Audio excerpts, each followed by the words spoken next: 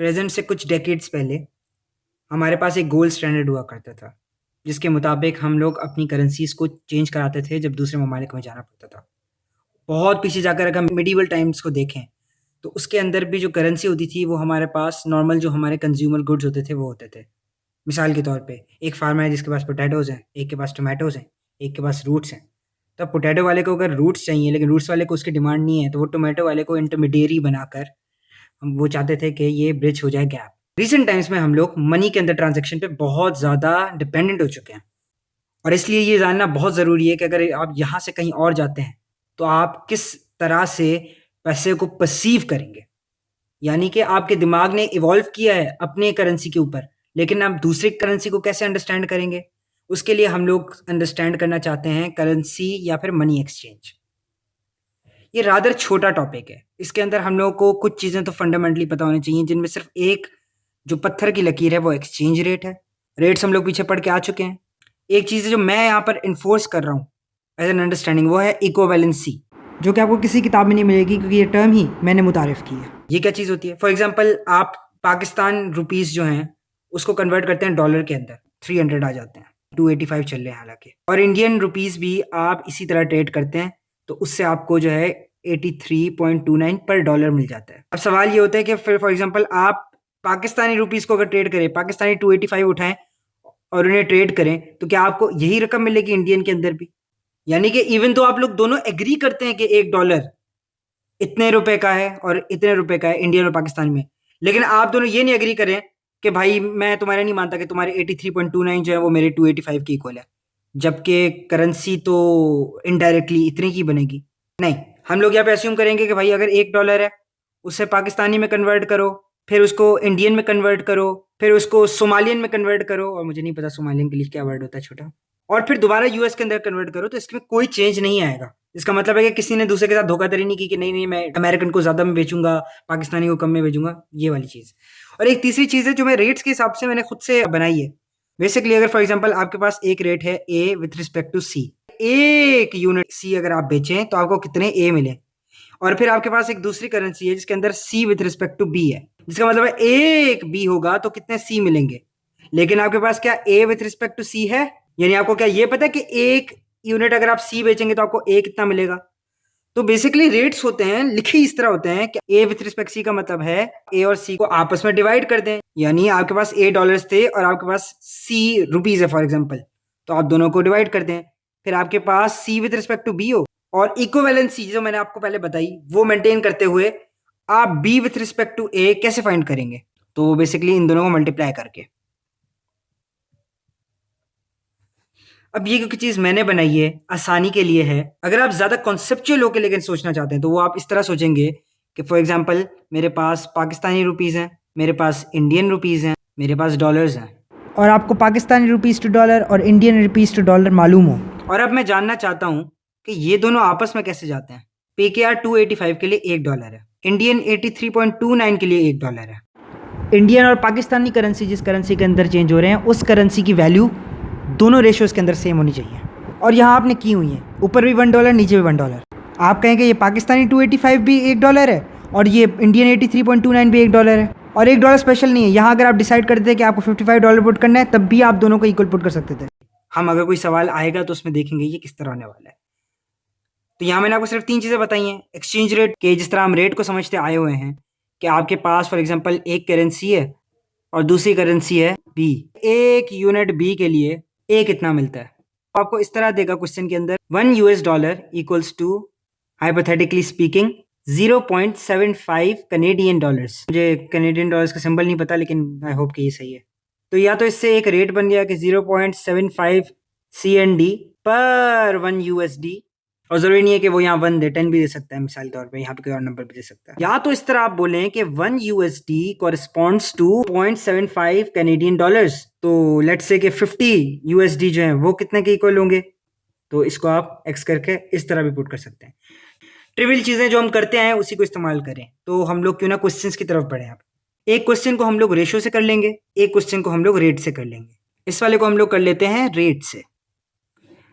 The rates of exchange between Australian dollars Philippines peso and Singaporean dollar are $1 is gonna give you 1.0373 Singaporean dollar. दूसरा rate वो क्या बताता है कि 100 pesos are equal to 2.8250 Singaporean dollars. Let's have a look at part A.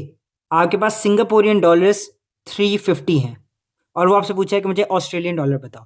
तो यहाँ ऊपर देखें उसने कन्वर्जन रेट क्या दिया हुआ है, आपके पास एक्सचेंज रेट क्या दिया हुआ है उसने आपके पास, $1 इतने के इक्वल है। अब आपने शऊर इस्तेमाल करना है कि हम लोगों ने डिनोमिनेटर में क्या रखना है और न्यूमरेटर में क्या रखना है। आपके पास 350 ऑस्ट्रेलियन डॉलर्स हैं। रेट्स अगर आपको याद हो तो हम डिनोमिनेटर में वो क्वांटिटी पुट करते थे जिसके लिए हम ये सवाल करना चाहते हैं। ये डिनोमिनेटर में जो क्वांटिटी है इसका अगर 1 यूनिट मैं बेचूं तो मुझे वो दूसरी जो क्वांटिटी है वो कितनी मिलेगी। इस केस के अंदर आपके पास 1 ऑस्ट्रेलियन डॉलर डिनोमिनेटर में होगा। क्यों? क्योंकि आप चाहते हैं कि आपको पता चले कि एक कितने का है दूसरी करेंसी के कंपैरिजन में, जो कि आपके पास सिंगापुरियन डॉलर्स में 1.0373 है। You have 1.0373 Singaporean dollars for 1 Australian dollar. Then how many Singaporean dollars for 350 Australian dollars? मैं कैलकुलेटर में पुट करके देख लेता हूँ। 375.55 Singaporean. A note about significant figures. दो तरह से significant figures का तयन किया जा सकता है कि हम क्या आंसर दें। एक तो क्वेश्चन के अंदर जो स्टैंडर्ड इस्तेमाल हुआ है significant figures का वो इस्तेमाल कर लें, यानी 4 significant figures, या तो एक स्टैंडर्ड है 3 significant figures का, उसमें भी आप जवाब दे सकते हैं। यानी ये 375.55 आपके पास बनने वाला है 376। और इससे पहले कि आप यूनिट भूल जाएं तो मैं आपको कहूँगा ज़रा यहाँ पर डाल दें कि ये सिंगापुरियन डॉलर है। पार्ट बी देख लेते हैं। आपके पास 5670 सिंगापुरियन डॉलर्स हैं और वो आपसे बोल रहा है कि फिलिपिनो पेसो जो हैं वो आपको कितने मिलेंगे। अगेन मैं आपसे कहूँगा कि आप रेट बनाएं। आपको अपने दिमाग के अंदर सिंपल लॉजिक बनाकर रखनी है कि या तो मैं ये जानना चाहता हूँ कि एक सिंगल पेसो कितने सिंगापुरियन डॉलर्स बनता है, या एक सिंगापुरियन डॉलर कितने पेसोस बनता है। डिपेंड करता है कि आप चाहते क्या है कि आपको आंसर किस में मिले। आप चाहते हैं कि आपको फिलिपीन पेसोस मिले। कन्वर्जन कितने की है? 5670 सिंगापुरियन डॉलर्स की। 5670 मल्टीप्लाइड बाय अ रेट, और रेट ऐसा हो जो इस यूनिट को कैंसिल करके यहाँ पर लगा दे पेसोस। तो इसका मतलब आप न्यूमरेटर में रखेंगे पेसोस जो कि 100 पेसोस थे, और डिनोमिनेटर में आप रखेंगे 2.8250। ये सिंगापुरियन डॉलर्स हैं और ये पेसोस हैं। तो योर आंसर इज 200707। अब दोबारा उस बहस में नहीं पढ़ेंगे कि 3 सिग्निफिकेंट फिगर्स या फिर वो जो क्वेश्चन के अंदर रेफरेंस दिया हुआ है। तो एक दफ़ा जो आपने स्टैंडर्ड सेट कर दिया उसी के साथ फिक्स्ड है। तो ये आपके पास बन जाएगा 201000 पेसोस। अब अगले सवाल के ऊपर चलते हैं और अगले सवाल को हम लोग कर लेंगे रेशो से। ये थोड़ा सिस्टमेटिक सवाल है। देखिए पार्ट्स वाले क्वेश्चन में तो वो खुद बताता है कि क्या करना है।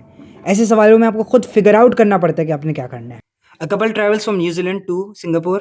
They exchange 3200 New Zealand dollars to Singapore dollars. At what rate? $100 New Zealand के दें और 94.85 मुझसे सिंगापुर के ले जाएं। ठीक है। अच्छा, होता ये है कि ग्लोबल जो लेवल है उसके अंदर फ्लक्चुएशंस आती हैं, जैसे हम रोज़मर्रा में देखते हैं डॉलर का रेट चेंज होते हुए, तो उसी तरह यहाँ पर भी हो सकता है चेंज आ जाए। लेकिन आज की डेट में जब उन्होंने पहली एक्सचेंज की है तो ये रेट लग रहा था सही।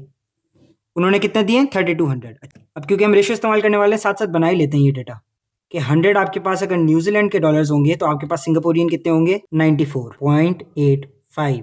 ये डिपार्चर के वक्त थे, इसका मतलब जब वो सिंगापुर जा रहे थे उस वक्त। सवाल पूरा पढ़ लें पहले। उन्होंने कितने इस्तेमाल कर लिया है? 2560 उन्होंने इस्तेमाल कर लिए। वापस आते वक्त यानी रिटर्न पे उनको $100 के ऊपर मिल रहे हैं 97.65।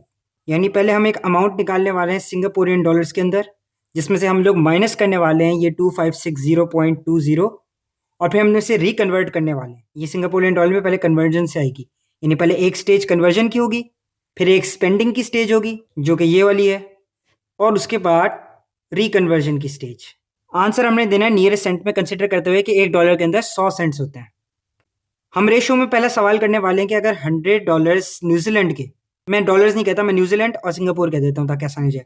100 न्यूजीलैंड्स के लिए आपको अगर 94.85 सिंगापुर मिल रहे थे तो मुझे 3200 न्यूजीलैंड्स के लिए कितने सिंगापुर मिलेंगे? क्योंकि ये कन्वर्टेड है तो मैं सी इस्तेमाल कर लेता हूँ ज़रा वेरिएबल के लिए। क्रॉस मल्टीप्लाई करें, 100C इक्वल्स 94.85 टाइम्स 3200। दोनों साइड्स पे 100 डिवाइड करें, डिवाइड बाय 100 हो जाएगा, दोनों जीरोस यहाँ से कट जाएंगे। सी आपके पास आ जाएगा 35.2। मैं रेकमेंड करता हूँ कि जब तक फाइनल आंसर नहीं आता ना इन डेसिमल्स को राउंड ऑफ ना किया करें। हर चंद के आपके पास जो मार्किंग स्कीम है उसके अंदर कहीं कहीं उसने किया होगा उसे, लेकिन आप रिस्क ना उठाएं ये वाला। अब ये जो हमने माइंड मैप बनाया था, मेरे उस्ताद जैसे माइंड मैप कहा करते थे, इसमें हम कौन सी स्टेज पे आ गए? इस वाली स्टेज पे आ गए। अब ये 2560.2 हम माइनस कर देंगे इस नई रकम के साथ, तो 475 आपको न्यूजीलैंड मिल जाएंगे। हमारे पास एक और स्टेज बच गई है कि ये तो पैसा न्यूजीलैंड में है, जब वापस वो आ रहे हैं तो एक आपके पास तो रेट चेंज हो गया है, ये वाला रेट लगेगा। दूसरा कि हमें उस रेट को इस्तेमाल कर लेना चाहिए फॉर कन्वर्जन। हम नहीं जानते कि न्यूजीलैंड के ये जो करेंसी है ये अभी फिलहाल कितनी सिंगापुरियन करेंसी की इक्वल है। ये कन्वर्टेड बैक है तो मैं इसको बी कह देता हूँ। लेकिन आपको एक रेट ज़रूर मालूम है कि 100 अगर आपके पास न्यूजीलैंड के डॉलर्स होंगे तो आपके पास सिंगापुर के कितने होंगे? ये अमाउंट 97.65, 97.65 क्रॉस मल्टीप्लाई करें, और 100 को अगर मैं दूसरी साइड पे ले जाऊंगा तो इस नंबर के नीचे 100 आ जाएगा। ये आपके पास सिंगापुर के पैसे आ जाएंगे 463.837। अब आपके पास जो सेंट होता है वो 100 के अंदर अंदर होता है, यानी ये जो दो डेसिमल प्लेसेस हैं 83 सेंट्स को कॉरस्पॉन्ड करेंगे, एग्जैक्टली 83.7 सेंट्स को। लेकिन आप चाहते हैं कि नियरेस्ट सेंट पे मिले तो ये तो 84 हो जाएगा, तो आप लिखेंगे $463 Singaporean and 84 cents, which is a good place to stop. Thank you for sticking with me throughout this chapter. I hope कि आप लोग प्रॉब्लम्स पीछे से करते हुए आ रहे थे। मैं सोच रहा था कि पास्ट पेपर्स की या फिर मिसलेनियस प्रॉब्लम्स की जो बुक में है डी सिलेबस में, उसकी एक जामे वीडियो बनाई जाए। अब क्योंकि मुझे फीडबैक नहीं मिल रहा तो मुझे अंदाज़ा नहीं है कि आप लोग क्या चाहते हैं, लेकिन मेरे ख्याल से ये एक पॉजिटिव स्टेप होगा। अगली बार फिर दोबारा मिलते हैं किसी और टॉपिक, किसी और चैप्टर के साथ। Thank you for watching. Please share with your friends, और जिन जिनको ज़रूरत है उन्हें अगर आप शेयर करेंगे तो मेरे लिए तो ये बहुत बड़ी बात हो जाएगी।